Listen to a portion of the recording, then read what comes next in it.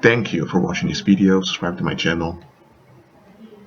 A deception is no use of a deception if it's not convincing. So if you've been deceived, don't blame yourself because you grew up in a world of deception.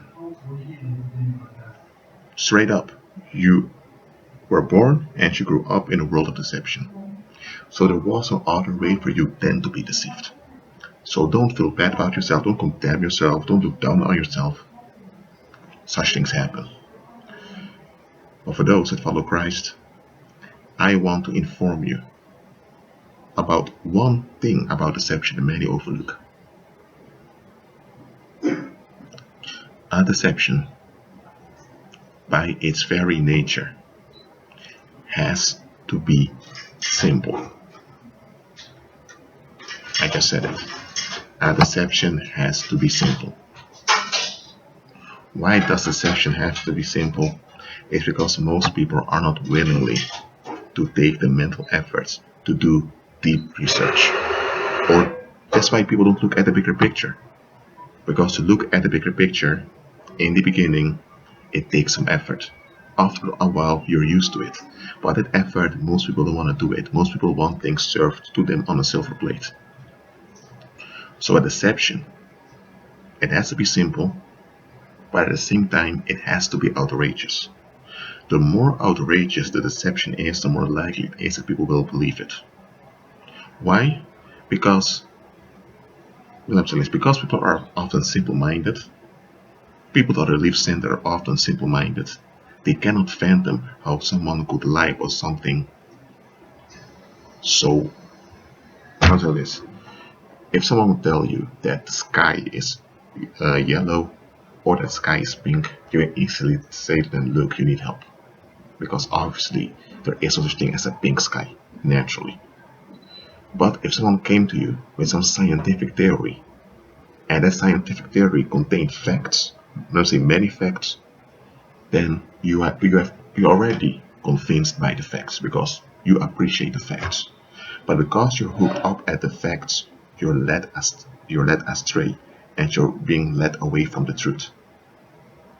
And let's say that the deception is that certain people, because of the color of their skin, they are superior and deserve life, and the others deserve death. Let's say that that's the deception. It's a simple phrase. But if you would say this phrase out loud, just like that, people would look weird at you. And then people will see how absurd it is. But if you take that simple statement and you put it in a story with facts, people are more likely to buy into it. If you just come with facts, you can lead people astray. That's why appreciate facts, but look beyond the facts. Okay, look at things in their entirety. Some people are slow learners, that's why I repeat these things in my videos. If you already know these things, then don't watch this video. Okay, if you already know something, you don't need to watch the video over and over again. Watch something else. Keep growing. But for those that are slow learners or those that don't know it yet, let me repeat it. A deception has to be simple, but the simplicity of deception is seldom not spoken out. Why? Because here's how it works. If you trap people in a deception, you do it with facts. Often use aversive attachments also. You provoke people to not like something or to be against something, and because we want relief from that heaviness of their own will, they will take the relief that you offer them at the other side. But you let someone else off the relief. But that relief is where you want them in the first place. So once people are attached to the relief, they lost perspective. They totally agree with the relief they've received. But here's the thing. The relief that they received is based on a deception. And if you would speak out the deception plainly, which is very simple, you would see how absurd it is. But now, because people are attached to that relief, they don't dare to speak out the deception, because then they have admitted something doesn't add up. So, okay, this video is already 4 minutes, almost 5 minutes. Just remember that. A deception is simple, but simplicity is never spoken out. Because once you speak out the simplicity of that deception, you will see how you're going to be shocked. For example, a lot of people say that children need to be respectful, children need to behave in such a way. People have all kinds of expectations when it comes to children. Not only children, also other adults. And people even justify hating children or being negative against older people because expectations are not met. Okay, so if someone would tell you, just plainly told you, that an adult has the right to smack someone that's smaller and more vulnerable than they are because they don't have their way, if someone would say that plainly to you, you would become angry. You would think, what the heck is this? But people agree with it all the time. Look at how they treat children. And can you scientifically and neurologically justify putting this threat of fear of potential harm on a small human being because you don't have your way, you don't feel validated? You can't. But here's the thing, the deception is simple. But if you speak it out, you will see how absurd it is. That's why it's backed up with facts. And some of those facts are success stories.